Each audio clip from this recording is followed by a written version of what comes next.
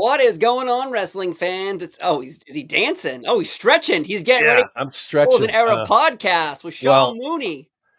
this one, we're going to have to be in shape. I don't know if we can get it all in. We may have to come back because Okay. there is so much involved in this episode. So let's get to it. That's a good point. It's SummerSlam 1992. Oh, by the way, hi, Steve. Good to see you, Oh, brother. hi. Good to see you as well. It's not like you text me, at midnight when I'm sleeping. No, I'm just kidding. 1,000 times. No, No, I do. It's true, folks. he does.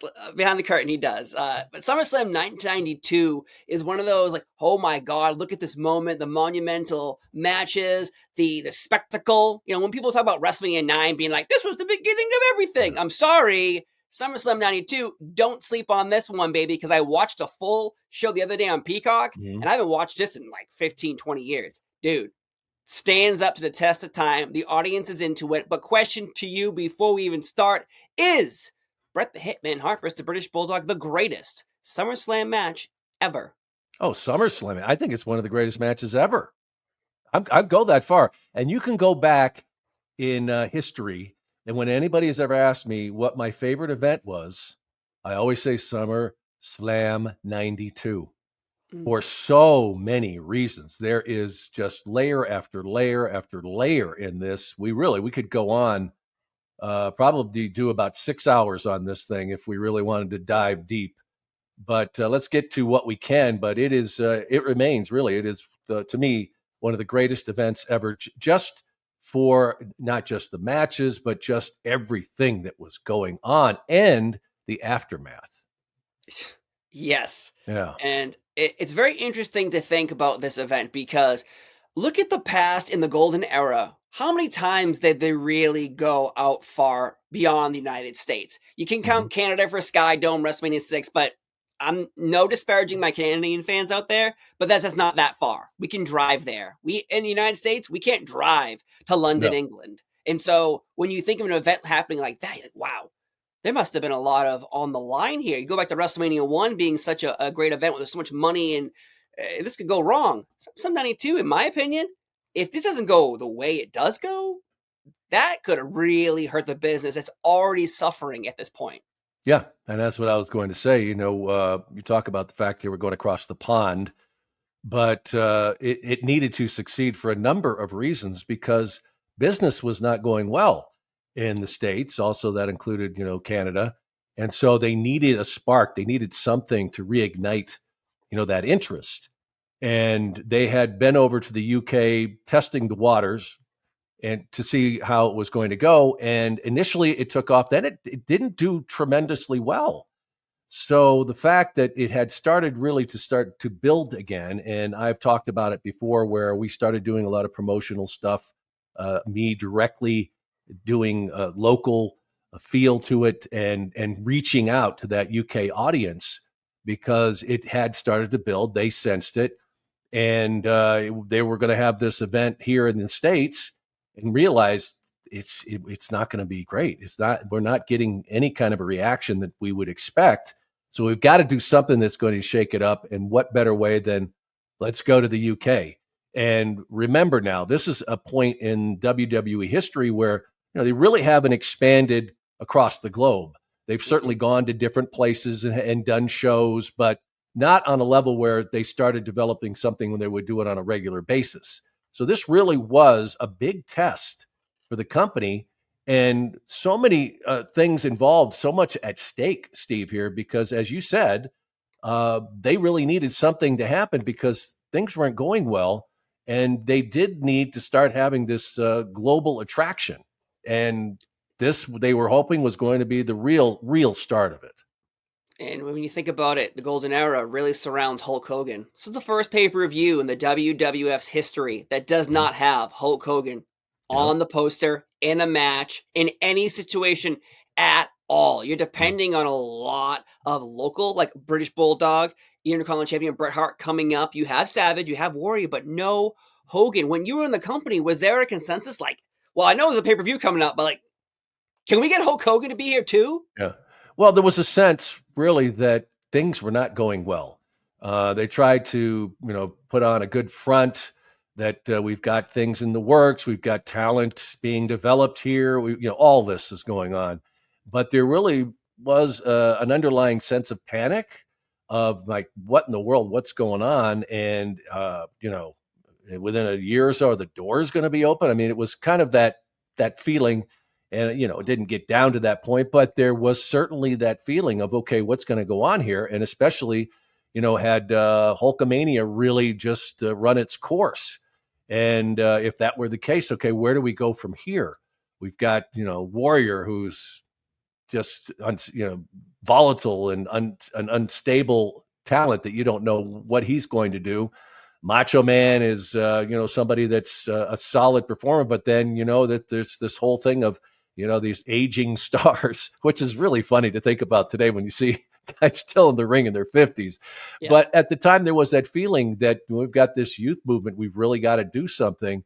And so there was a lot at stake. There really was. And it was one of those things, do we need Hulkster again to pull them out of this? And it was just at that point it was tired.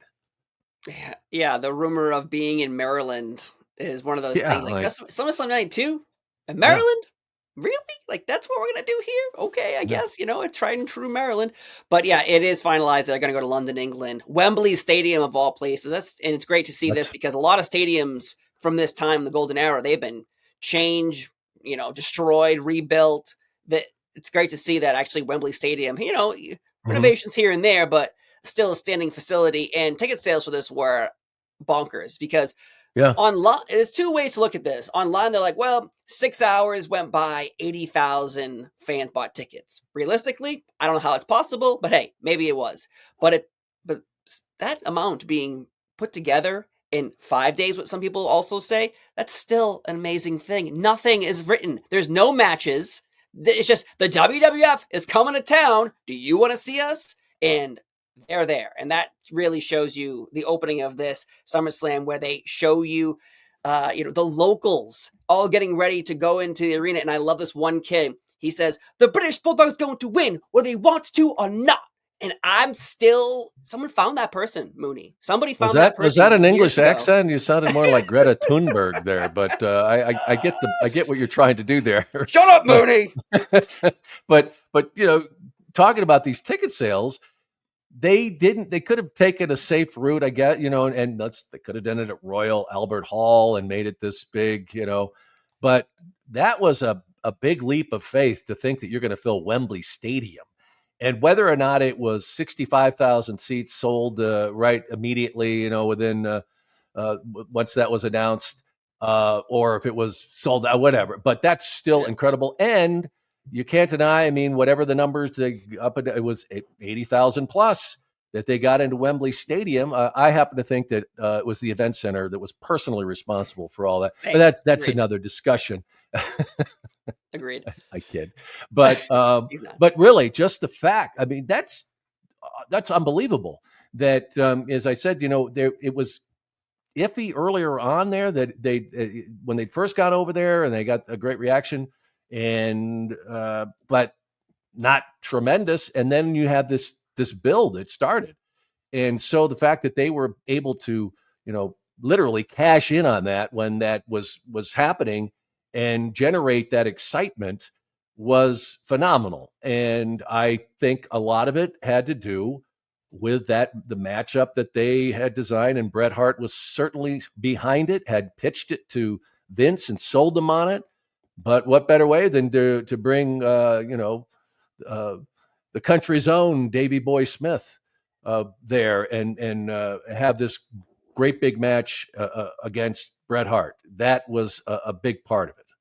Oh, 100%. And because it's so interesting that earlier in the summer, Bret Hart pitched to Vince McMahon, hey, I want to have a ladder match with Shawn Michaels. You want me to drop the title to Shawn Michaels? Let's have a ladder match. Vince is like, what the hell's that? So they have to do a performance, and it's actually on a Coliseum video. You could buy that later on. And it's funny because people thought ladder matches were invented at WrestleMania 10 with Shawn Michaels and Razor Ramon, but no one really knew at that time about that match. No. And then this was going to happen. It was going to be Bret versus Shawn. Drop the title here. But instead, we get the idea of local boy does great, Bulldog, Bret Hart, SummerSlam. Intercontinental title, the main event. Now, we have not actually seen the IC Championship being the main event of SummerSlam or WrestleMania or any event by itself. A pay-per-view by itself. We saw at WrestleMania 6, Warrior was IC champion versus, Hogan, but this is by itself. Now, we're going to play some clips, though, from an interview you did with Diana Hart, British Bulldog's wife, and Bret Hart's sister. And this event, we're going to jump in deep here because when you think of SummerSlam 92, you always hear rumors that Bulldog was on drugs and he couldn't compete and Bret carried him. Fucked. We always hear that line, fucked. That's a better impression, all right? So let's get to what Diana Hart thinks about Bulldog being on drugs before this event and not being able to, carry his own here, because this is where we're going to have to start also reading quotes from Bret Hart's book, because now we're going to find out the truth. Was Bulldog on drugs? Let's find out from Diana first. Diana, when you look at that match, and regardless of how it really went down, I mean, Bret, Davey had not been in the ring for a while. That, besides the fact, that he was a professional for so long. But when you're not in the ring, it's tough to just step back in there. And Bret says that he kind of called the match, and that Davey, said I'm fucked when he went in there and said. But how do you think? Because I've watched that match a couple of times, and he didn't miss a spot. I was, you're looking, and I don't. You could see there might have been a few times where Bret, talks to him, or whatever. But how do you think he pulled that match off? Because I know it was match of the year for many, but that to me was one of the greatest performances I've ever seen on both their parts. But it was just, how do you think he pulled it off? Well, that's twofold. I go to my grave, testifying or whatever, swearing that Davey was not on drugs in that match. And if he was on drugs, the way Bret says, how great does that make Davey? Oh, yeah. Like how? I don't like even if it wasn't even just the physical condition that this coming off whatever that period of time of being that sick, as you describe. He was. Yeah. I just think, Davey had a lot of great matches, so don't act like, the only great match he ever had was because you apparently called every spot in the ring, and, shame on you for getting caught on camera talking, because if you're the great pro, you don't get seen talking. But I don't recall Davey saying I'm fucked. I don't recall that. And there's no way for me to ever know that was said. But Bret makes out like Davey was a complete zombie, and he carried him through that. It's like, well, if he was, look at what a job! Like Davey, look at that guy was on drugs and he did that match. He was suffering from a staph infection for 6 weeks and completely out of it. And he had that match. I would say hats off to Davey Boy Smith more than hats off to Bret. Yeah. But it takes two to have. No, that's exactly right. Yeah, that was a great conversation with Diana. And I had the great fortune to get to know not only Diana, but also Harry, Davey's son, pretty well.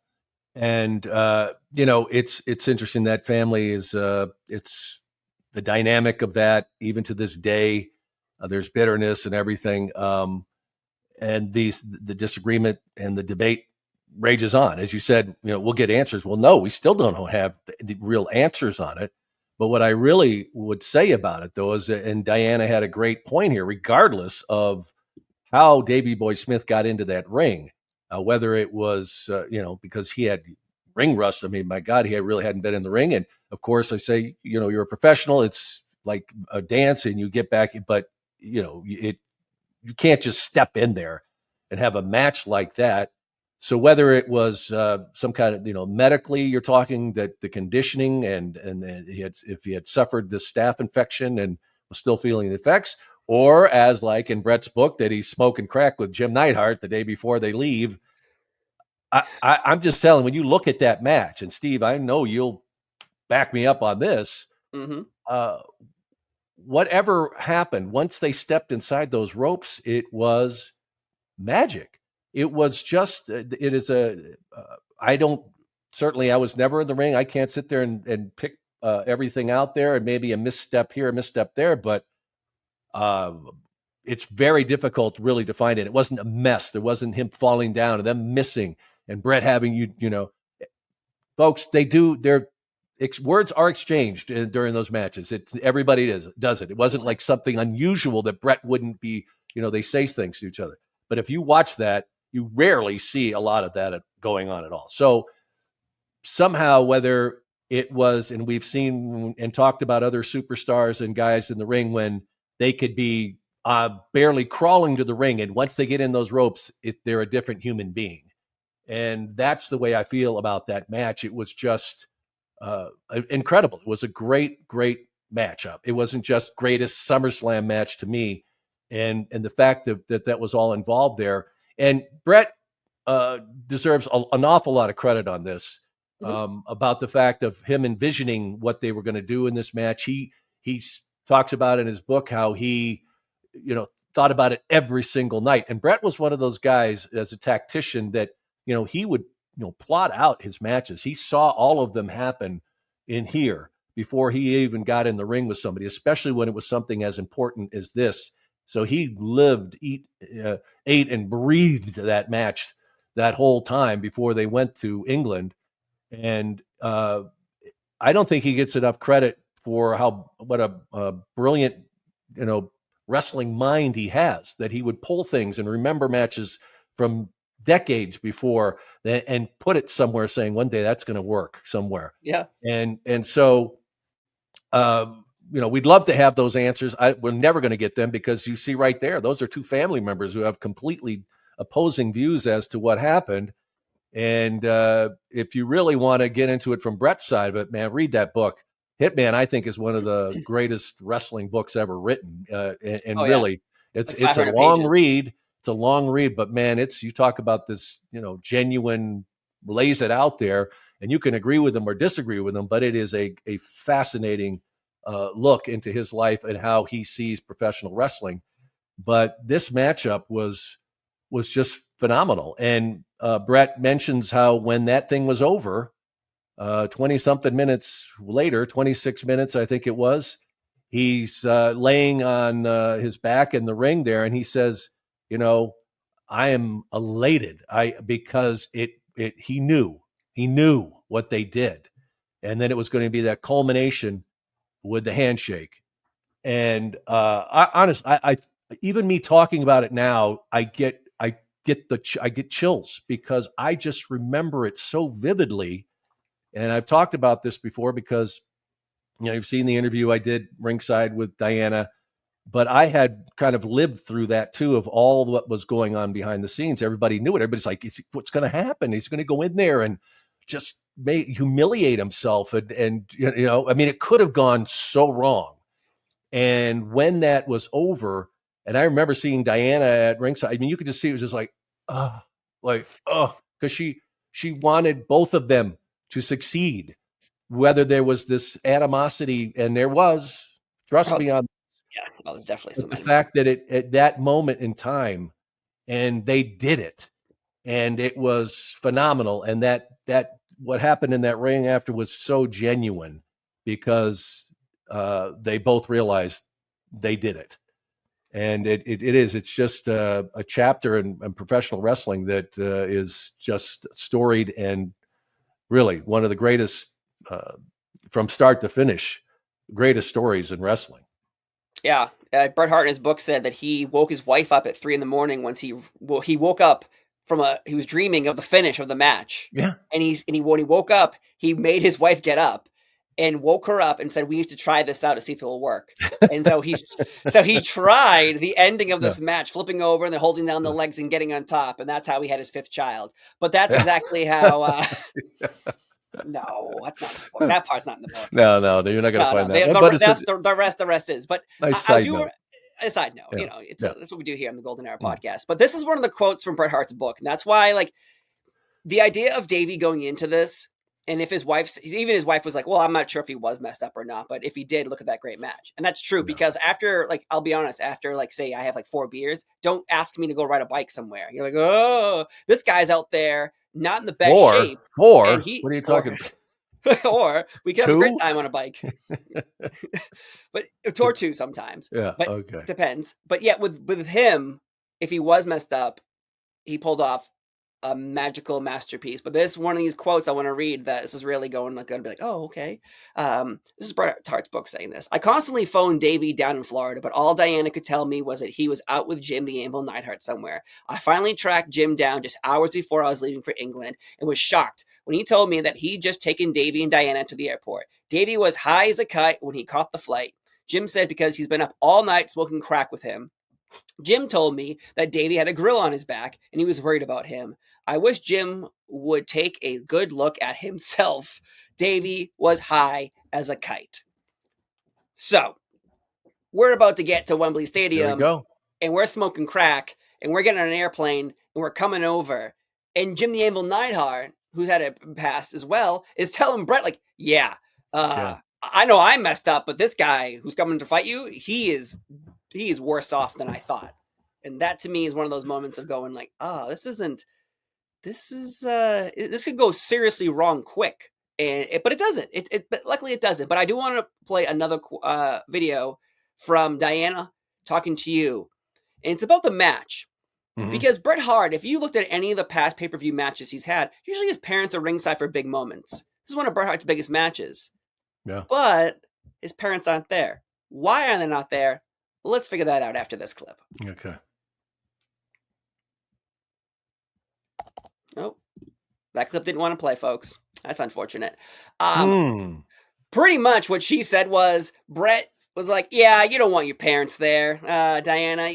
Our parents, they shouldn't come. They shouldn't watch this because, I'm British Bulldog's going to beat me and it's not really that important. So you shouldn't be there. And I was like, when I heard that clip, I was like, that's interesting.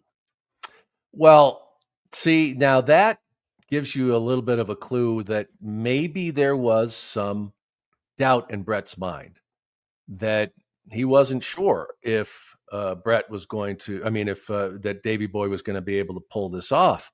And, and I'm sure that Vince is asking him, is he going to be able to do this? And Bret's, oh yeah, of course, sure. Because he didn't not want this match to happen. So he was all in saying, no matter what, we're going to be in there. I'm going to get him in there and we're going to see what happens. He was laying it all on the line because it would not necessarily have just gone bad for Davey Boy. Bret goes down with that ship too. He's on it. And if it's burning and there's nothing, and he can't put that fire out, then he goes down with it.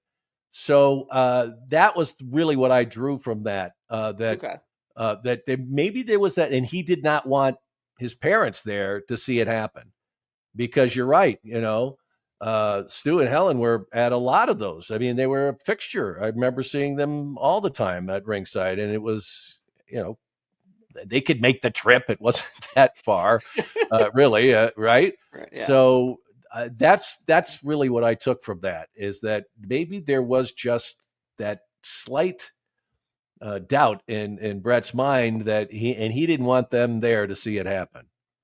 Yeah, I imagine that's one of the reasoning. I just thought it was funny because Diana in that was like, yeah, I could tell like Bret didn't really want the parents there for reasons. Certain reasons, but either way, here's another quote though from Bret Hart's book. When I asked Davey why he hadn't returned my calls all summer, he wasn't able to look me in the eye. He fessed up that he's been smoking crack with Jim for weeks and now is terrified. He's gone back to being that same helpless kid I rescued from Dynamite's 10 years earlier. Trust me, Davey, I'll do whatever I can to get you through tomorrow. He nodded, and I sat him down for a crash course, going over and over and over our match, making him recite the moves back to me. It was now completely up to me to save our match. So there you go. There's some indication of why Davey's able to pull off this amazing match, because even if he was messed up, Bret forced him to sit there and recite back to him the match. Even that rumor of saying I'm fucked. Well, like, in Bret Hart's book, he's saying, like, hey, I sat you down and we went through this shit. But also, remember, Bret also says that once they got in the ring, Davey Boy, when he said I'm fooked, he was basically saying, I forgot everything you told me yesterday. That, that's so you could imagine the realization that Bret's saying, we're in front of 80,000 people. We don't know how many millions are out there watching, and he's just going to blank on me. So I think that once they started, it somehow it must have kicked in with Davey Boy. Cause like I said, you can lead a match, but you're still there's going to be lags. There's going to be mistakes no matter what you do. So whatever happened, somehow Davey Boy put it together, because I said, watch that match, folks, check it out. And I'd love to hear the comments about what people think when they watch that through and watch it with that, that trained eye of how many times you've watched matches over the years, and you've picked up on things that these professional wrestlers do, and see if you can catch these. And I honestly, did not see anything that would be of major, like, oh my God, I can't believe that happened, because it was just it was an entertaining. They up and down. They took the audience with them. It was phenomenal. So whatever took place in those opening minutes of that match, Davey Boy went into another place and rose to the occasion and had one of the matches of his life. And I'm sure he knew it when it was over. That's what when they're standing in that ring, that's all there.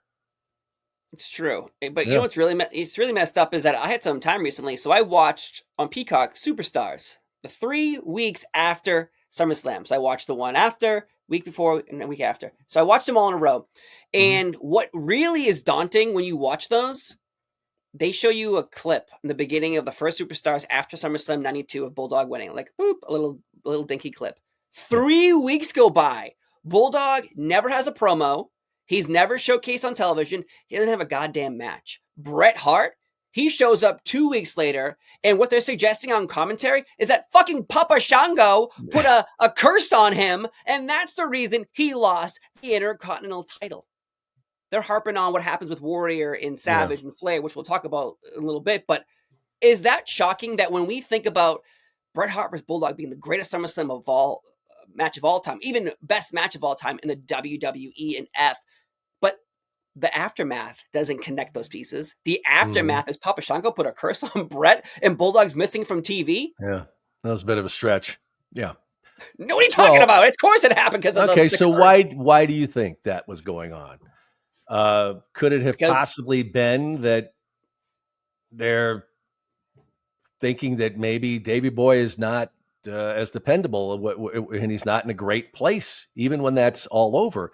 Because they talked about it, that you would have thought that really would have boosted his confidence, and then saying, okay, I'm back, I can do this. If I can do it in that shape, but I think we know and I don't know if this lends any credence to drug use or whatever, but if you know how that works, it's not like you're done and it's over. You're back on track, and I'm never going to do that again.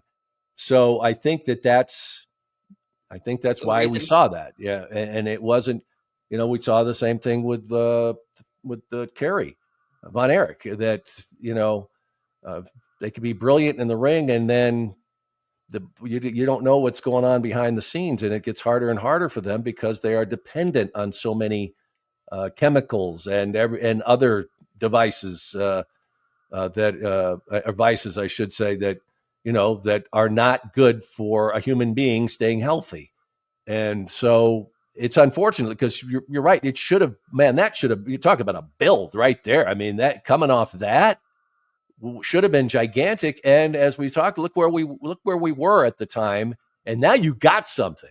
It wasn't just a UK thing. It wasn't just, okay, we made those folks happy in the United Kingdom. It's not going to sell over there. Hell yeah, it is.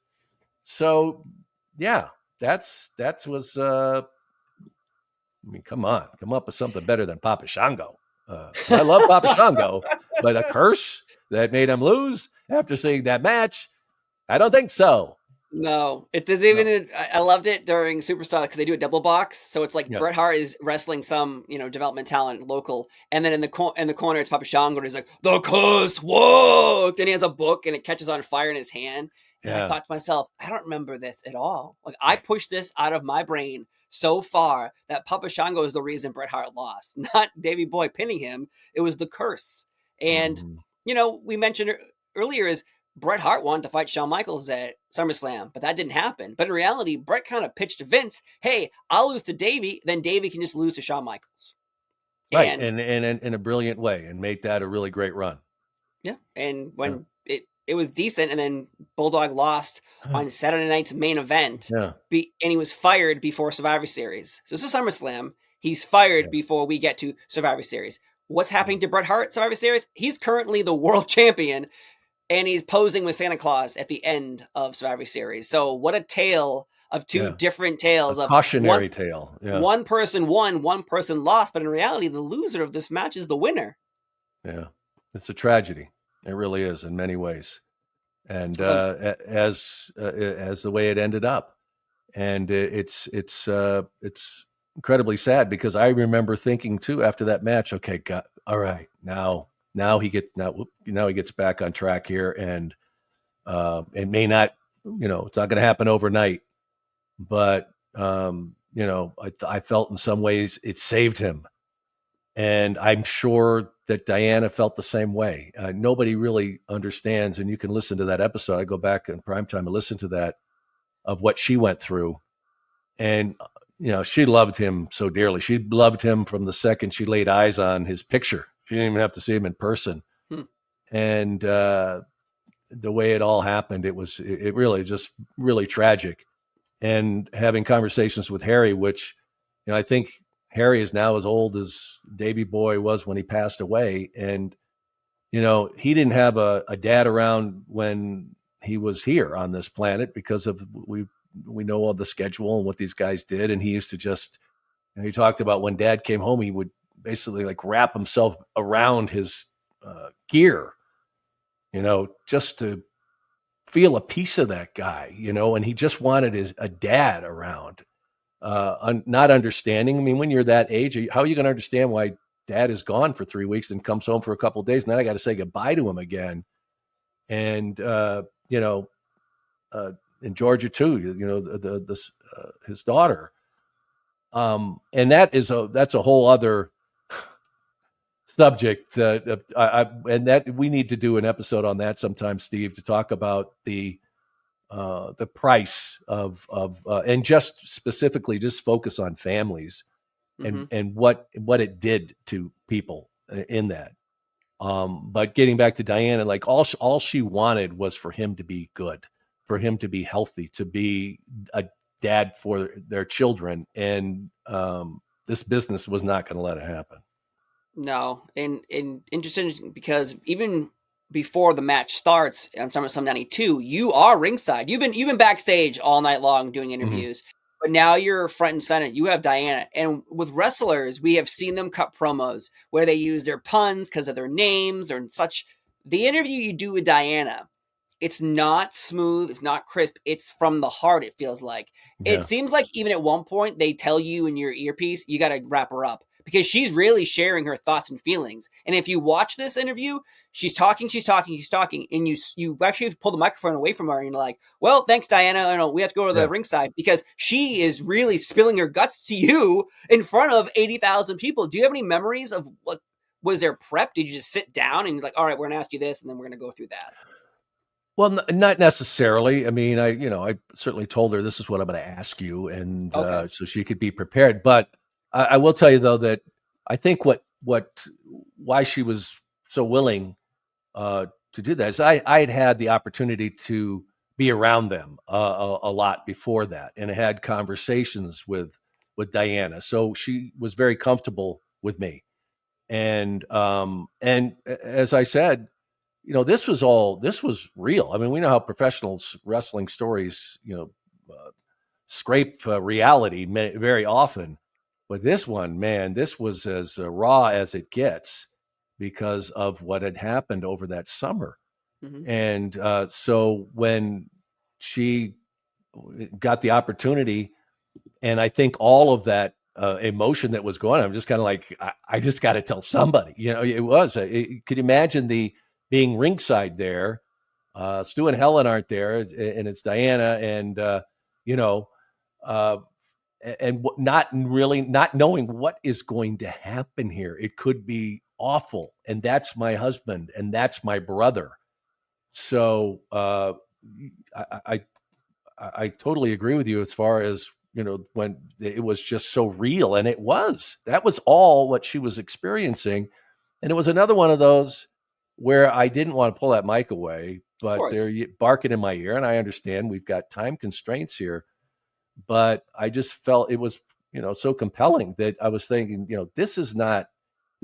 people aren't at home going, this is something that they worked up or whatever. They're like, man, Jesus, this is what she's feeling. And I think a lot of people felt for her.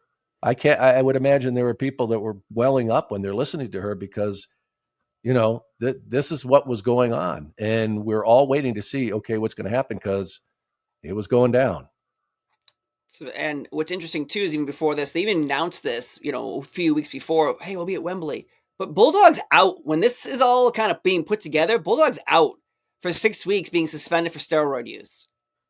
And then we have him smoking crack with Jim Neidhart. Then we have the fallout after, where he gets fired in the end of 92 because of getting steroids through Warrior that was being sent to his house. It's like, there's a lot of, Bret a lot of people are trying to help you, at least Bulldog. Yes. Now, I'm not Bulldog. So again, we talked about the price of fame and the things you have to do sometimes to stay there. And unfortunately, I imagine it's unraveling quickly for him in 92, where you're getting all these chances, but yet you're still blowing them because you're stuck in the way you were functioning. Everyone wants you to function a different way, but you can't. You don't know how to. And so I'm not putting blame on him, but it's really like, how many chances do you get, sir? Because you've been given multiple ones and people keep trying to help you and it's not turning out the right way. And I don't know. It's very interesting like that.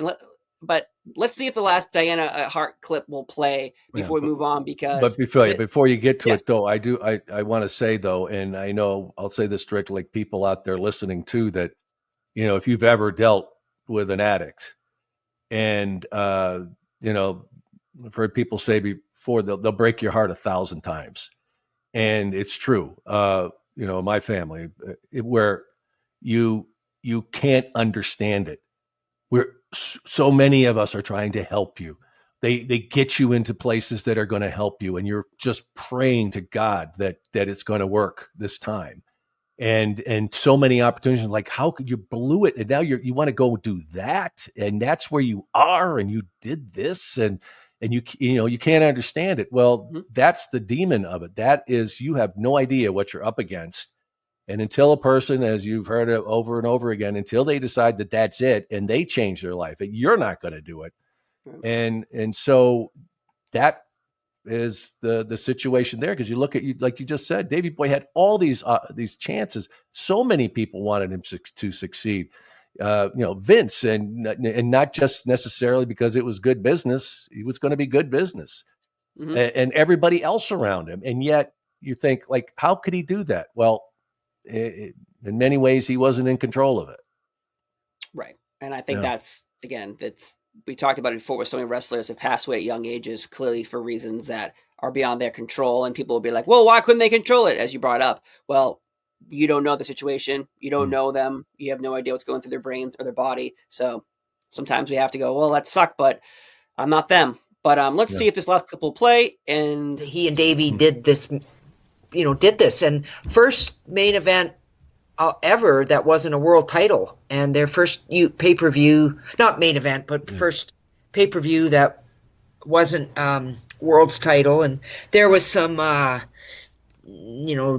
nitpicking in the background leading up to that about that Bret and Davey shouldn't be main event, and the world's belt always is main event. And so I knew that they had a lot to prove, and I was also so worried about Davey's leg, and I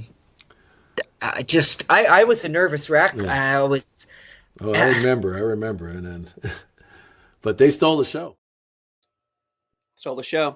And that's where I want. And that's interesting too, is another aspect to all of this is definitely going to have to be a two-parter or SummerSlam 92. I know, but we're just because this match, it needs the love and it needs the actual dedication to it, because Diana saying that there was clearly some issues backstage, because imagine, I asked you, I think last week, SummerSlam 1990, I said, hey, the main event is Warrior versus Rick Rude world title. Should have that been the main event? And you said the world title should be the main event. But yet here we are. It's London, England, though. Perfect crowd, perfect opponent, perfect everything. So I think that's okay. Was there issues backstage with Macho Man and Warrior and Flair and these characters being put in the middle versus not at the end? No, I think everybody understood the enormity of that matchup and playing off, the whole British, the UK angle of it with Davey Boy, and everybody understood all that. Mm-hmm. So I don't think that was the case. That, as we said, when it all comes down to it, these guys are businessmen. They go, okay, what's going to make us the most money, and where am I going to, how am I going to capitalize on this, one way or the other? So I don't think that was the case. One more thing I want to say about that with Davey Boy is, it reminds me, and it was just something as we got into that about addiction, and it kind of reminded me of, that people who have had somebody in the family, and there's a big event, and dad cleans up for a couple of days, where he puts a suit on and he comes and he's charming and he does everything you need him to do, and you're like, oh, that's him, and then Monday morning, he's back on the couch with a bottle, and you don't understand why. And I don't mean to take it like that low, but I'm just saying that there was like that feeling, I think, afterwards, because everybody wanted to see Davey Boy back in that suit, and so it's one of those things. I still think about that every now and then, and wish that it could have been different. I wish that Harry still had his dad on this planet. I wish Georgia still had her dad on this planet, but he lost to that demon, and it's really sad. Getting back to your point there, that I just think that, as you said, you need like that championship or whatever, but this was an exception to have that 100%. double main event. And I think, and when you look at it, everybody, I mean, come on, let's be honest. What was the main event? It was Bret and Davey Boy. Yeah. For that event. No question about it. Yeah. It certainly wasn't going to be who's in the corner of Macho Man or Warrior. Yeah. That'll take another hour and 45 minutes of me bitching about that storyline. Hope you have the time, Mooney. But no, in Bret's book, though, he did say, after 37 grueling minutes, I lay in the mat, fainting, being heartbroken. But in fact, I was elated. I was also exhausted and in considerable pain, but I knew that handshake at the end would top it all off, the last detail in this drama. And it does, because the Hart family in the WWF, up until the Montreal Screwjob, they were center for so many dramatic storylines involving intertwining brother-in-law situations, sister-in-law situations, sisters in situations, other brothers who weren't active, like Bret Hart in the Hart family. When Cody Rhodes comes out and says, more than one royal family, the Hart Foundation, I'm sorry, are like the kings of the families in professional wrestling. You have Guerreros, you have McMahons, you have the Rhodes, you have so many, but it's hard to argue that Stu Hart, the architect of it all, didn't contribute to professional wrestling over decades. No. We have Natalia, Harry Smith, Tyson Kidd being married into Nat, being part of the family. Like, it's endless. People talk about Samoan dynasties. The Hart dynasty is still going strong. Yeah, and look how many of those guys came through Stampede into the WWF without necessarily being blood relatives, but they were as much of that part of that family and that legacy as everyone else. And you're right. I don't think there is a family that had more of an impact. And I appreciate you clearing up that it was 37 minutes. I said 26 or something before, so I'm I'll just reading save somebody. quotes. I know, but I'll say that just saves somebody from having to do a comment. Okay, we're all good, guys. Okay. No, they shut it off minutes. there. They shut it off there. And when on Wikipedia, Yeah. it was like, that Sean Mooney's a liar. Mooney. He doesn't know anything. But the impact is forever lasting, and in many ways, it's fortunate that it all played out that way, because look what we have benefited in the world of professional wrestling because of it. But there was a lot of tragedy that came with it too. Yes, and of course, being cursed by Papa Shango would be one of them, but. No, well, that's probably the worst thing that came out of this. I was shocked, honestly, after I just was sitting there last night. I had time, so I was sitting there doing work on my computer while also watching Superstars, and I kept waiting for them to show Bret Hart or show Bulldog, and they just didn't. They wouldn't stop talking about Warrior and Savage and Ric Flair and Mr. Perfect and Bobby Heenan. Like, that was the center point, and I get why, because I have a feeling, though, because we're going to probably have to wrap this up soon because of real world life timing. But we didn't even get to LOD. I mean, we LOD. You mean Rocco? But yes, I will say this is going to have to be a part one of SummerSlam 92, because I wanted what I did notice, and I got all together. I'm like, this needs to be dedicated. Bulldog and Davey need the time because of how good it is. Even WWE, who over years, even when Bret Hart would leave to go to WCW, or being screwed out in the Montreal Screwjob, even after Bulldog leaving as well, anytime there's a top 10 or top 25, 30 SummerSlam matches, top 3 always are involving Bulldog and Bret Hart. And last year when they did the poll, Bret Hart and Bulldog won. That's 1992. Newer fans today probably and maybe hasn't even seen that match, but still, the WWE is voting. This is always going to be the best match, and I agree. Yeah, and I really appreciate you pulling those bites of Diana, because it's great. This match has been talked about for years, but I don't know if people really have ever heard that side and really what was behind the scenes, and hearing it straight from Diana, that there was just so much emotion involved in this. It was real life, and it wasn't just about wrestling. It wasn't about a wrestling match at Wembley Stadium in England. There was just so much more at stake and so much more happening behind the scenes. And so it was great. It was great to hear from him. I totally had forgotten about those bites, and just to hear him again, it just brought it all back. And really, I encourage you folks to go and listen to that episode, and of course others on Primetime with Sean Mooney, and check them out. But that conversation was great, and really, I got to know that family pretty well. And it's been a while. I saw Harry a few years ago, but really just a great family. And it's just unfortunate, as I said, that Davey Boy didn't make it through, because deep down he was a great guy. I always really loved being around Davey, and it's just unfortunate that all those vices and demons were able to overtake him, because they deserve to have him.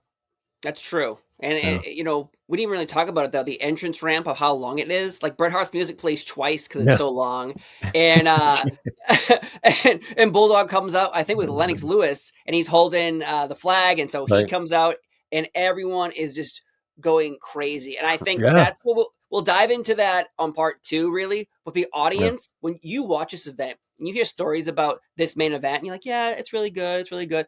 But there's a lot of, like, the fans are kind of hush during this matchup. They're interested. They're very in tune to what's going on. The other matches with the LOD, they're just going like, wow, oh my God. Like, the fans going berserker crazy, which is fine. But when you get to this match, they are tuned in. They are like, oh, okay, I will clap. I will make noise too, but I'm going to watch everything, because it is a wrestling clinic. And we've said it 1,000 times probably here, but it's magic in the ring. The mat is the canvas. They are the artists, and they painted a goddamn picture. And still to this day, we are talking about how great this match was. So this Yep. is part 1 of SummerSlam 1992, because next time we get together, I am going to talk for 50 minutes about my anger about Macho Man and Ultimate Warrior and that storyline involving Ric Flair. We'll talk about Rocco, the puppet with LOD, Nails, more backstage interviews with you all night long, but Yeah.